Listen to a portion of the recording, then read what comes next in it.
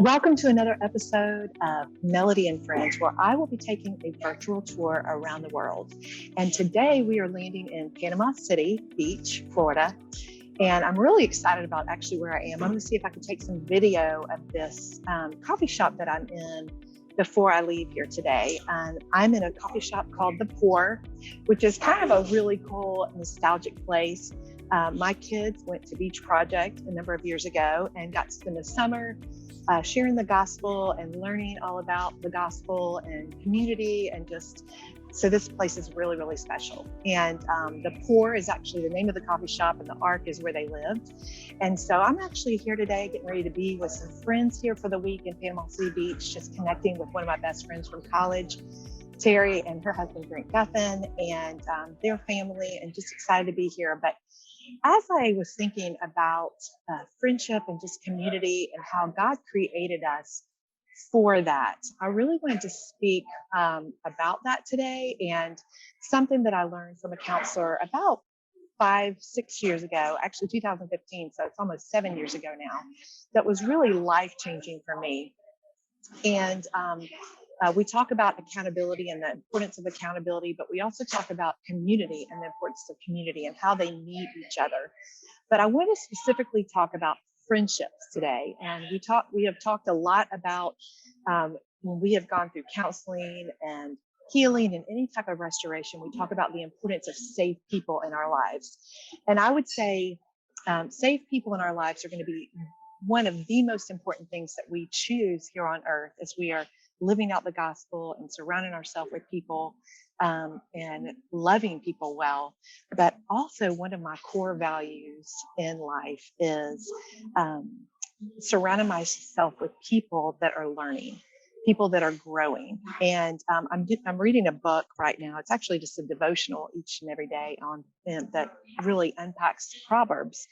And I came across Proverbs 1:5 that says, "Let the wise listen and add to their learning, and let the discerning get guidance." And that's Proverbs 1:5.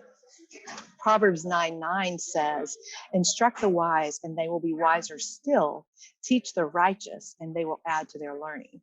So one of my core values, just in my own life, is to always be learning and always be growing, but also to surround myself with people that are learning and growing. Not people that are just like-minded, but people that are on a path to where I want to be and where I want to grow. And so sometimes those people are younger than me. Sometimes those people are 10 to 15 years older than me, because everybody brings experiences and life lessons and wisdom and discernment to the table. And I always want to be learning and growing. So I'm going to share my screen with you guys for a minute. And I put something together that I think, I'm a visual person, so I always love to have something in front of people. So as I talk, hopefully this will make a little bit of sense to you guys. But in 2015, I went to Nashville to do an intensive with my, at that time, husband. And this was something we really, really learned that I really took from that time, and really believe that that's what's continued to help me in the ebbs and flows, the difficult seasons, and the beautiful seasons of life. So I created these 3 circles that we're going to look at, and I want to start roughly with this outer circle. And I think it's really, really important that we see who are in the outer circle of our lives. And that's not to be judgmental or anything like that, but the inner circles of our lives, the people that we surround ourselves with, are really going to be eyeball people. Okay, people that we sit down and have eye contact with. It's going to be people that we sit down and we a lot of times when my kids were growing up and they had conflict, I would be like, you need to sit down and have eyeball to eyeball, kneecap to kneecap time with those people. And so as we think about who are actually involved in those 3 circles in our lives, there are going to be people that we have eyeball time with. Social media, weather, acquaintances, sports, all those are going to be in the outer circle. And so some of y'all might be like, okay, well, why is social media an outer circle? Well, social media is a place that we can have a platform where we share our testimony, where we do those types of things, but that is not a place where we have eyeball time. And I think many times we feel connected and maybe even intimacy related to social media. And personally, I don't believe that that's true. I believe that we can use social media as an opportunity to share our faith or share whatever it is that we're doing in our lives, but it's not a place where we experience intimacy with other people. And I'm talking about emotional, spiritual, and relational intimacy. So social media, weather, sports, news, all of those are going to be in the outer circle. So let's move to that blue circle that you see right here that I have. And again, I just have a few things listed. You're going to want to add to that. So the blue circle I put in church. It could be your youth group. It could be your office. And those are people that we're going to have some eyeball time with. They're going to know a little bit about us, but they're not going to know the deeper intricacies of our lives. The day in and day out, they're not going to know what's going on. And so, but they are people that we can connect to. They are people that we can have acquaintances with, that see us, those types of things. And so that is that blue circle. So as I'm talking about these, I think it's really going to be important that maybe you list out some of those people. It could even be family members. One of the books that I think is really, really important to read as you're vetting these circles, and I know the word vet may come across as a little bit of a rub, but as we are surrounding ourselves with people who are learning, who are growing, who are on a journey to where we want to go, vetting people is going to be really, really important. Just like if you were to be looking to get a job, they're going to vet you. They may do a credit check on you. They may, look at referrals or references to vet you to see if you're a good fit for that job. Well, think about the importance of the people that are in our inner circles in our lives. Those people are going to be people that we vet. And so the blue circle that I have here that says church, those aren't necessarily people that you have to spend a lot of vetting with, but as you are spending time with people, you're going to see that people are going to come in and out of some of those circles that we're going to talk about. So that outer, or basically the outer circle of people is going to be social media. And now we're moving into the blue circle where it's church, maybe a team sport that we have, things like that. Now we're going to move into the green circle. And I call that middle circle. And that may be a life group. That might be a small group that you have, a Bible study, maybe friends that you've had for a long time. And those people are going to know more about you. Let's say you're married, and they're going to know maybe some of the things about your marriage, maybe not the deep personal places, but they may be couples that you hang out with. They may be a group of girlfriends that you hang out with, or a group of guy friends, and they know some things in your life. They may know some of the struggles that you have.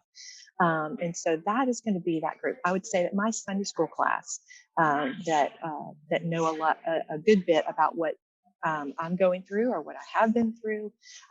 I'm going to be honest and authentic with them. And basically the church circle is also going to be a group. You're going to have honesty in each one of these. But I used to think that I had to go 10,000 feet with each and every person in my life. And you just don't have the capacity or the time to put that in every relationship. So it's how much time and how much investment that you put in each of these circles. Now let's look at the red circle. The red circle I actually call my Holy of Holies. And obviously some of you might be offended with that, but obviously we know that God is not in our Holy of Holies anymore. We actually get to go to the throne room because Jesus died on the cross for us. But the Holy of Holies are those people in my inner sanctuary that know everything about me. And somebody that I've just met on the street, that is not going to be that person.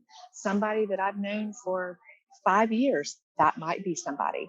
I have a number of people in that circle. Some of those people I've known, Terry that I mentioned earlier, that I've known for 32 years. She's a part of that Holy of Holies.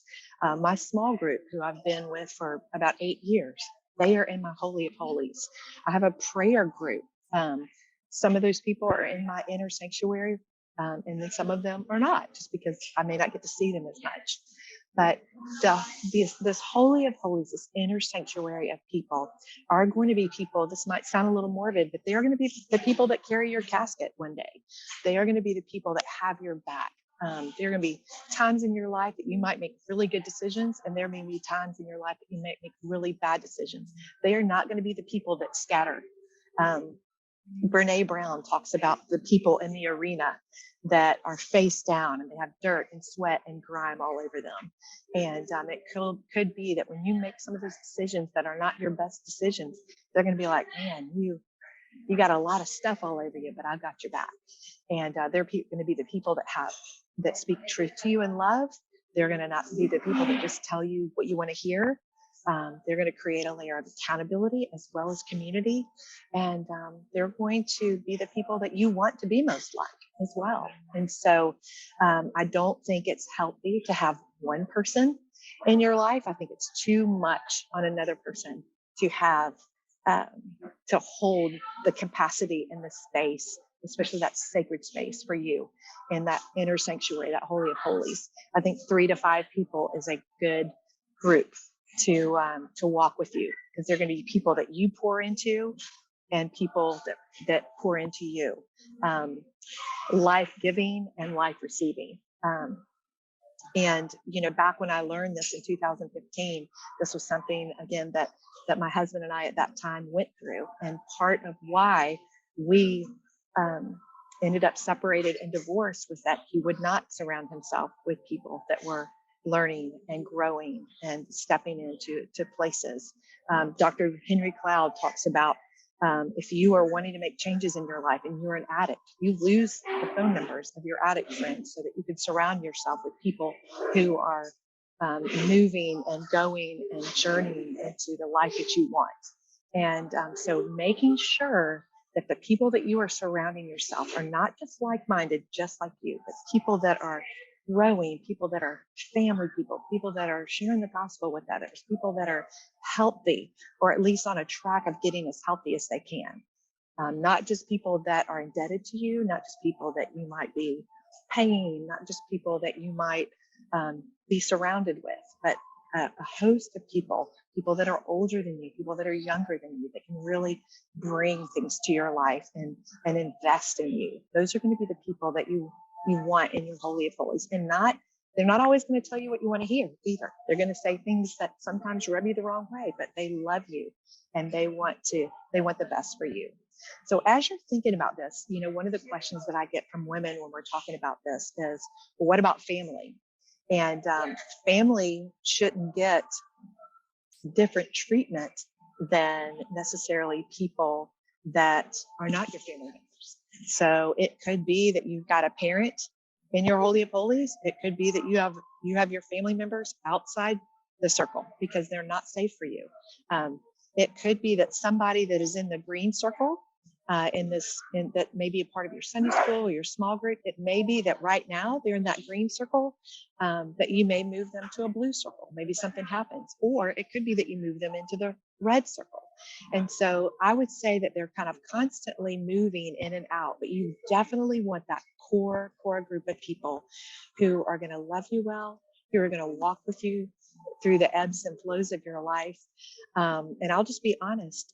I was separated from my husband and divorced within this past year. And there was a time that it was so dark and it was so hard and there was so much evil through what I was going through that I, in tears, went to many of the folks that are in my inner circle and said, you may need to take a step back from me during this season. It is too much. I had some of my prayer team that was up all night after night for me. I had, those people that are traveling with you, they're going to have scars from some of the things that you experience. And you're going to have some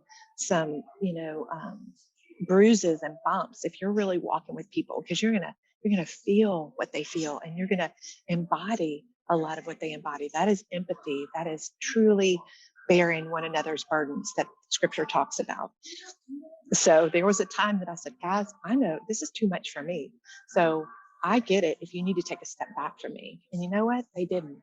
They were here with blood and sweat and Meyer and all the things, saying, we've got you, we've got your back. And there is nothing more beautiful than, I believe, what God gives us here to experience on earth.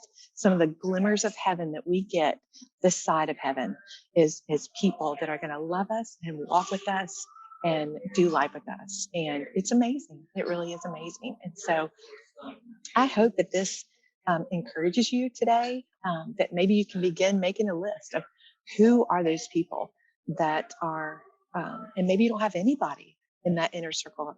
And I would just say, spend some time analyzing and praying and asking the Lord, bring those people into my life.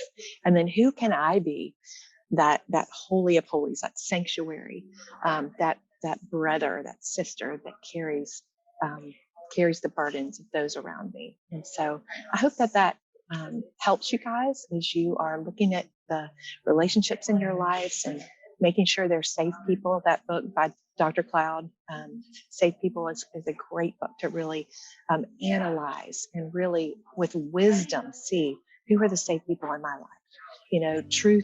Truth tellers, people that are honest.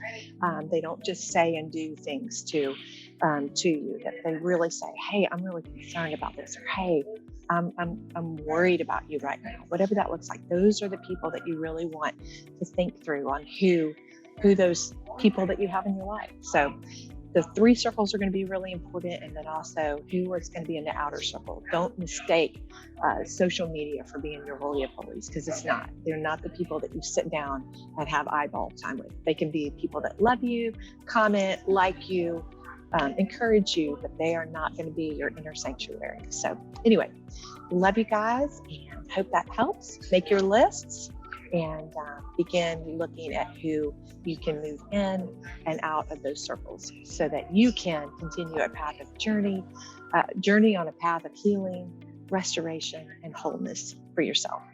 Love you guys.